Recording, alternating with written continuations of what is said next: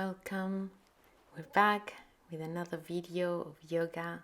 For this one we will need a block or a couple of books with hardcover. They work better because they don't slide that much when we put them one on top of the other. So this practice today will start upside down. If it is the first time, just the first stretch in the morning, just do a couple of downward dogs. And then bring the books or the block closer to you on the yoga mat. You can do this against the wall with the knuckles against the wall. You need the wrists vertical and the forearms facing up. The back of the forearms pressing into the floor. Lengthen the back of the skull and then come up into sirsasana. The books are there as a measuring tape basically, so you know where to extend the neck to, and the upper arms or the triceps are going to extend in the opposite direction. So you're using the hands to press the book or block into your head, and the upper arms to push away from the books, opening the armpits, and lift the chest and lift the shoulders away from your neck. The idea is to be in a straight line. You can use the wall behind you again to have the book, the buttocks, the finger knuckles, the heels against it. Otherwise, keep extending the spine and lift the shoulders, especially when you're coming out.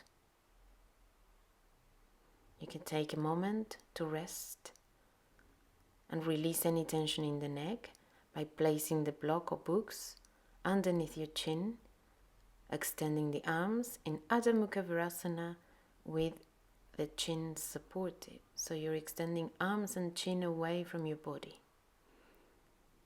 And then coming to the classical version of Adho Mukha Virasana. You can also adjust your t-shirt in this moment.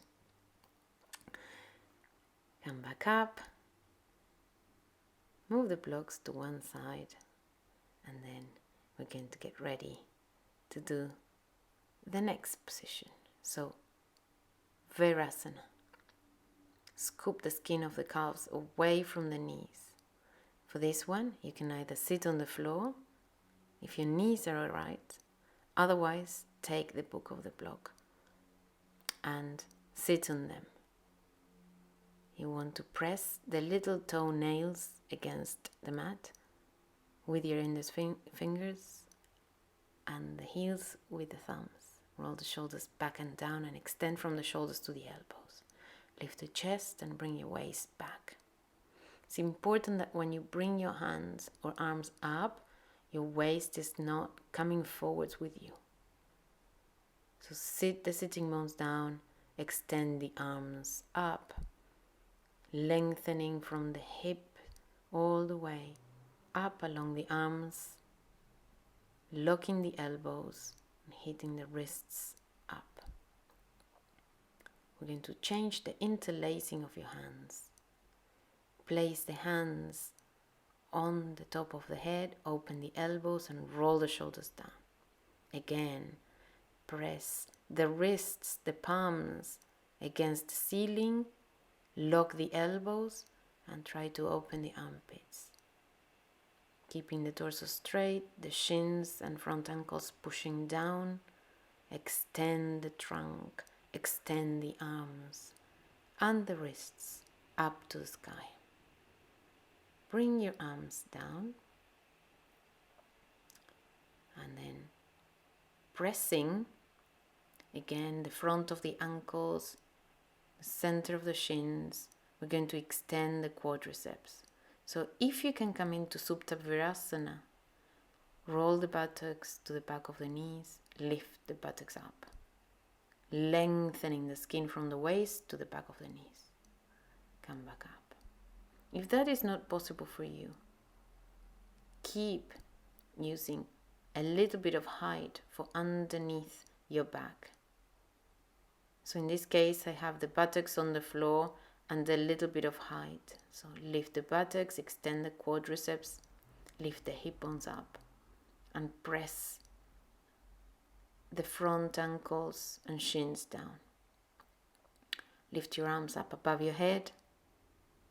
Try not to flare the ribs and keep extending. Once you've extended full extension of the arms, turn the palms and look at the ceiling. Then you can cross one hand to its opposite elbow and keep lengthening the base of the skull to the forearms. Change the crossing. Lengthen the spine down to the knees. Lift the pubic bone and hip bones and chest up to the chin. To come back up, press the forearms and the hands on the ground and come in one action from the center of the chest. Pick up the books.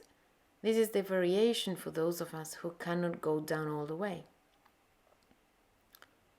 So the legs are still pushing down on the ground. You will have a little bit more height across the dorsal spine. So across the very tip of the shoulder blades. You still extend the legs away from you, pressing the shins and ankles, lifting the chest and enjoying the bricks. You can lift the arms up, fold the elbows and extend, trying to bring the elbows to the floor. Change the crossing of the elbows and repeat. If you feel that the head is too heavy or you're scrunching up the neck too much, bring the hands behind your neck, behind your head, and again, lift up with one momentum from the center of your chest. Now we need to stretch those legs after being in Virasana for so long. So hands hip width distance or shoulder width distance apart, come into Uttanasana, opening the back of the knees, opening the thighs, the quadriceps, the hamstrings. Those of you who have tighter hamstrings can use the books for support of your hands. Those of us who can reach the floor, with your hands, keep extending the legs up and opening the back of the legs out. Now, for this next asana, we are going to sit on the books or block and come down. This would be like a setubandha, brick setubandha. If you have a higher brick, it would be better, so you get a little bit more lift in your chest. So with a brick, you should be able to stand it in the highest level. With the book, it will depend basically on how thick the book is and how resistant it is. So if you have the flexibility in your hips, extend the legs, the back of the legs. Heels are going to be on the ground. The toes are facing the ceiling. And then you're rotating the thighs in. Not out, but in. Don't allow the legs to splay out. You can stay there lifting your chest. If you have not the flexibility in the quadriceps, you can bend the legs and stay with the feet on the ground and the knees bent. That's the action I was showing before. That's also helpful for when you have a bad back. You can also lower the bricks one level. Step on the heels.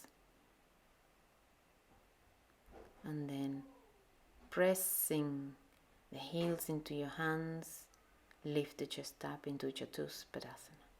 We're aiming at having a vertical torso, lengthening the base of the skull.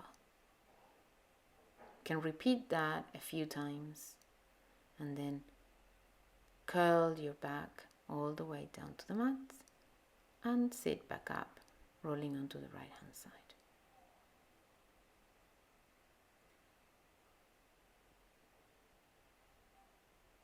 Now this time around, we're going to bring one leg in. If you have the flexibility to catch the big toe, you catch it with the index, middle and thumb. Spread the leg out to the side. Also extend the left leg along the mat. You can use the left hand to press into the thigh.